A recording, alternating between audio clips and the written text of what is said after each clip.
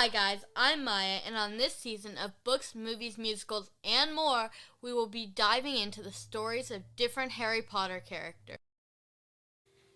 Hi everyone, we're back. It's been a while. In today's episode, we will be talking about Fleur, Viktor, Cedric, and Harry. The Goblet of Fire introduces the reader to many things, like other wizarding schools, the Triwizard Tournament, obviously, the Quidditch World Cup, the Yule Ball, and much more. Warning, I am not French, nor am I from wherever Durmstrang is located. We don't know the exact location. They keep it a secret, I guess. And I'm also not British, so I don't know how all these things should be pronounced, and I apologize ahead of time.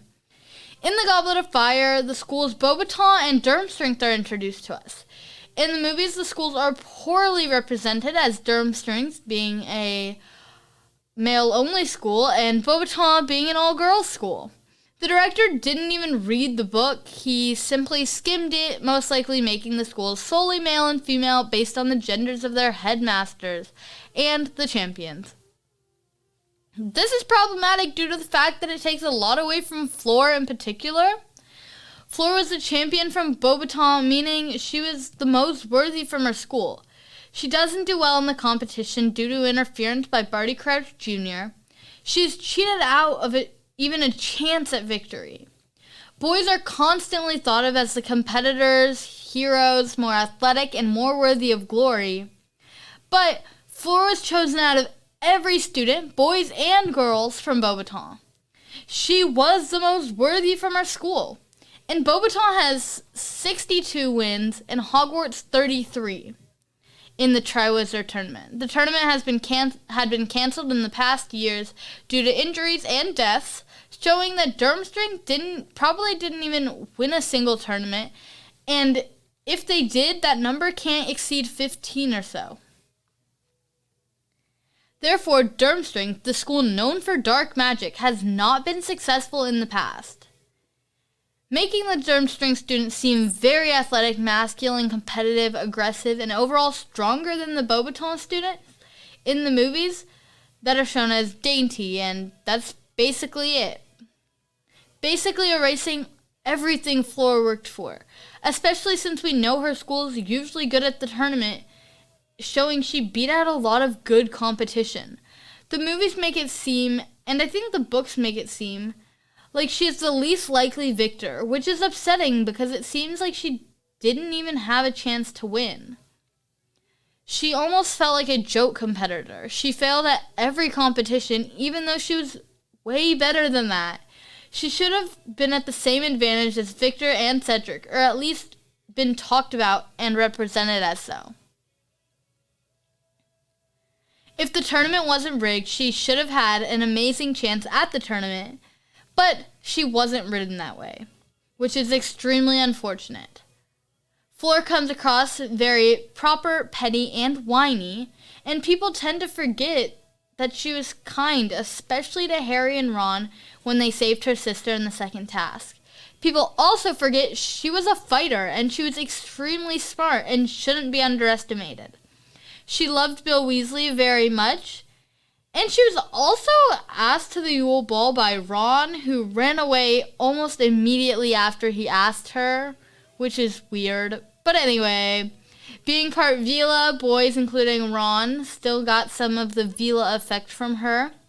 She had a sister who she loved very much named Gabrielle, and that was actually who was, stolen from her in the second task.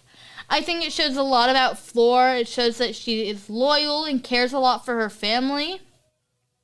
If you get past the thing about her being incredibly annoying, it's not hard to like her. Besides, there are more annoying characters that people adore. Her reaction to Cedric's death was heartbreaking. I also love that she got a job at Gringotts to learn English and didn't care about Bill's scars when he was attacked by Fenrir Greyback. Ginny, Molly, and Hermione all disliked her. Ginny even nicknamed her Phlegm. In the end, I feel bad for Fleur. Just a bit, because some of it was deserved. But not really. She and Bill housed Ron when he left the trio on their hunt for Horcruxes, which was really kind of them. Molly actually did come around to Fleur after the Battle of the Astronomy Tower and let her use the goblin-made tiara that belonged to Bill's Aunt Muriel for her wedding. The wedding was sort of crashed by the news that Voldemort had taken control of the Ministry, and then of course it was crashed by Death Eaters, which we all know is wonderful news. She and Bill also helped the trio after their incident in Deathly Hallows at Malfoy Manor. She actually helped house the trio and their fellow escapees, Dean Thomas, Luna, Ollivander, and Griphook. She helped Hermione recover from being tortured by Bellatrix and helped heal Griphook's legs. This shows that she was good at healing spells, and she also cared for the guests, because she was a good person, though she did dislike Griphook. She fought at the Battle of Hogwarts and was given medals from both the French and British Ministries of Magic for her efforts in the war. Of course, her and Bill had 3 kids, Victoire, Dominique, and Louis. We definitely see more Fleur than we do the other champions. Obviously, Cedric dies, but Victor we never see much of later. We hear that he continued to write to Hermione and attended Fleur's wedding, leading many to think that Victoire was named after Victor, when in fact she is actually named Victoire after Victory, since she was born on the anniversary of the Battle of Hogwarts. Victoire we later see snogging Teddy Lupin, but anyway, this is about the Triwizard Champions and not the next generation, though I could do a whole podcast episode about that too. But back to Krum, we see he came out of retirement in 2014 to win the 2014 Quidditch World Cup. With most of Dumbledore's army watching the game, we actually got a commenting exchange of that game from Ginny and Rita Skeeter on maybe Pottermore, I can't remember. They changed their website and removed most stuff that was on the old one. But it was really fun to see Rita commenting on the much older Dumbledore's army and family while Ginny got annoyed and commented the actual game. And obviously we see Harry pass the 4th book, and I've already talked about him a lot, so we're not going to go too in-depth with Harry. But we meet the 3 of our 4 competitors in the 4th book, and we finally got a quality Hufflepuff, and then later we get Tonks. But anyway, Cedric was the person everyone wanted to be. He was kind, smart, caring, brave. It was nice to finally get a Hufflepuff in the spotlight, though most of the spotlight he deserved was taken by the famous Harry Potter. I also find it quite stupid that Cedric ended up going to the Yule Ball with Cho because she was younger, and yeah, she played Quidditch, but I don't see how they would have gotten close, especially since they aren't in the same house, and Cedric is popular and could have asked literally anyone. Hermione going with Victor is really dumb because though I love Victor for reasons I'll get into later, their relationship was gross. He was 15 while he was 18 while she was 15, and Krum's relationship with her is described, at least in the movies, as more physical, with him constantly staring at her. So yeah, it's creepy. But one part of the clue for the second task is we've taken what you'll sorely miss. And for Harry and Fleur, these people are reasonable. Ron for Harry, they've been best friends for about 4 years and are practically attached to the hip. Fleur and her sister, which makes sense because it's her sister.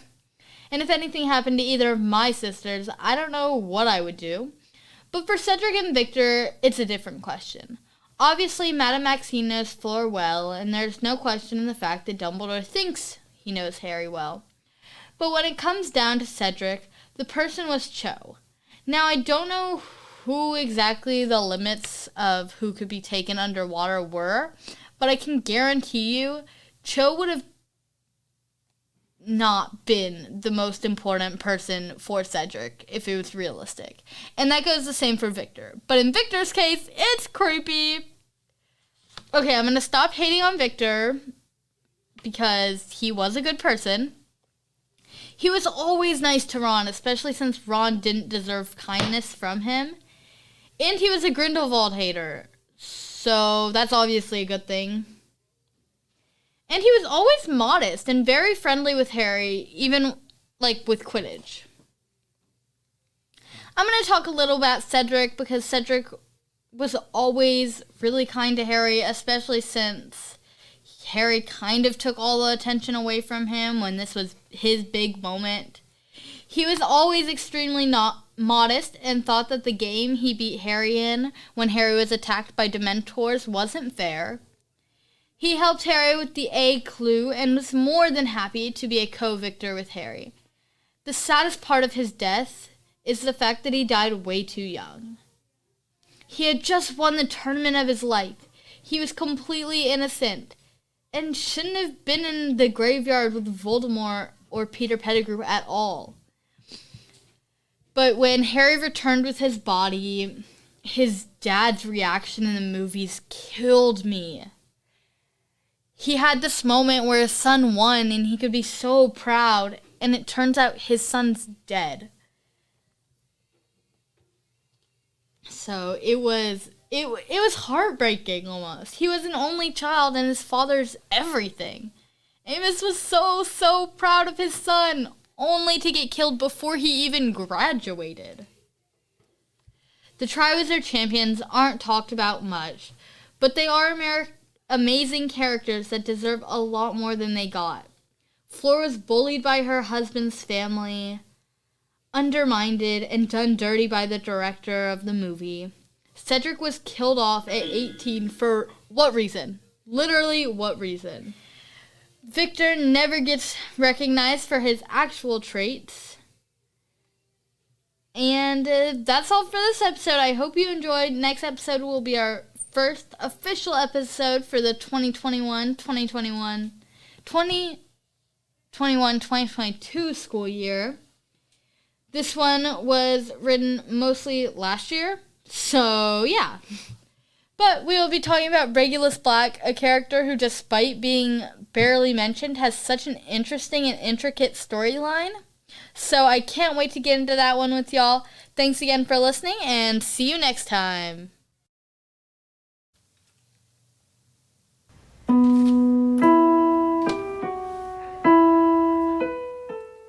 Thanks for tuning in to today's episode. You have been listening to Books, Movie, Musicals, and More, a KP Media podcast hosted by Maya Ortiz. You can follow us at Books, Movies, Musicals, and More on Instagram to see stuff like behind the scenes or never miss an episode. Once again, I hope you enjoyed, and thank you.